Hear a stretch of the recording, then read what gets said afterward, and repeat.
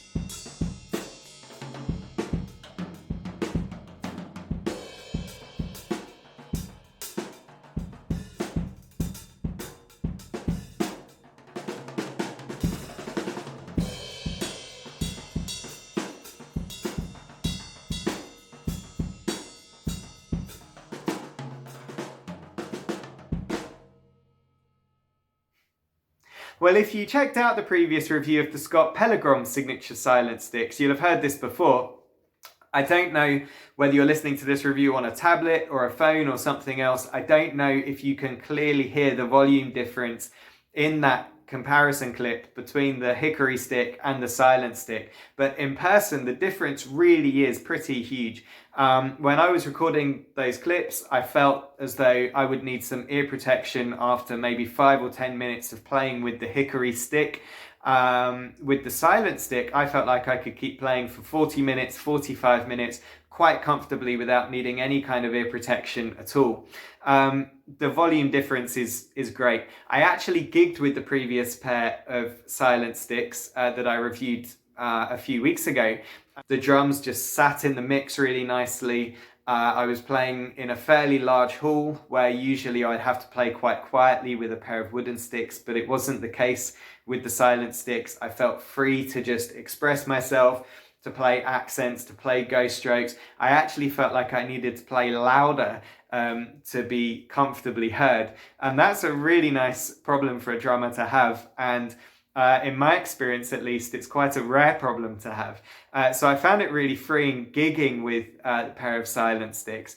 For rehearsals, if you tend to make a lot of noise in your house and you want to give the neighbours a break, these silent sticks would be a great option for all those things. Unlike some other volume reduction solutions, things like hot rods and that kind of thing, they don't shed because they're made of this kind of plasticky material.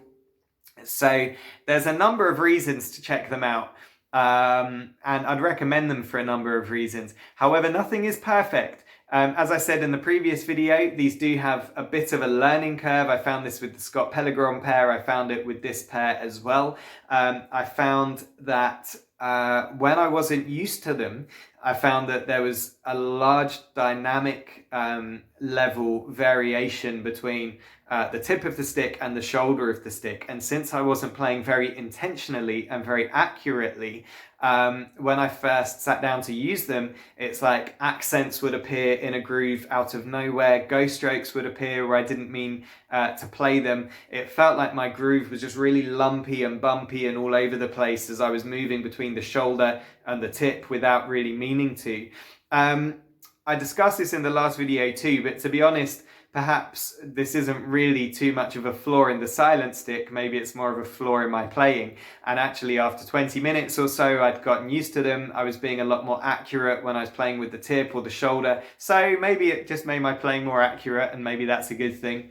They are quite light compared to a standard pair of wooden sticks. They're a volume reduction solution, so I think that's kind of fair enough. They're not so dense, you know, so they feel a little bit light in the hand, and maybe that takes a little bit of getting used to as well.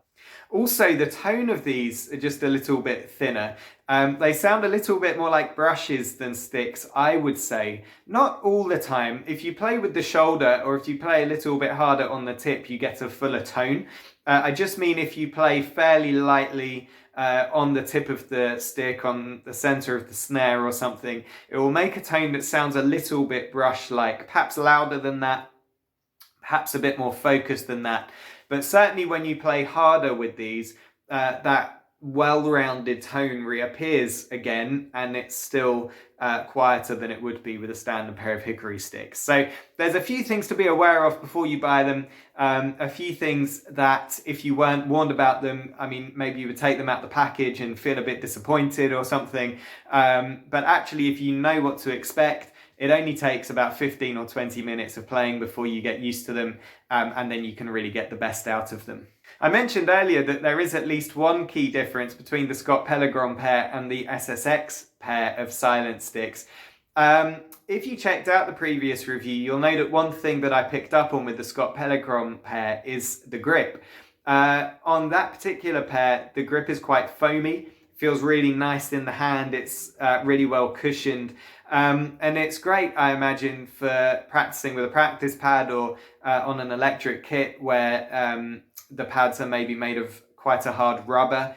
When I gigged with the Scott Pellegrom pair, something that I noticed was that my palm just started to get a little bit damp as my hands sweated. It wasn't really a big deal, you know, I didn't notice it too much, but I picked up on it a little bit. Maybe it was just a bit less comfortable than it could be. Well, with the SSX line, the grip is a little bit flatter.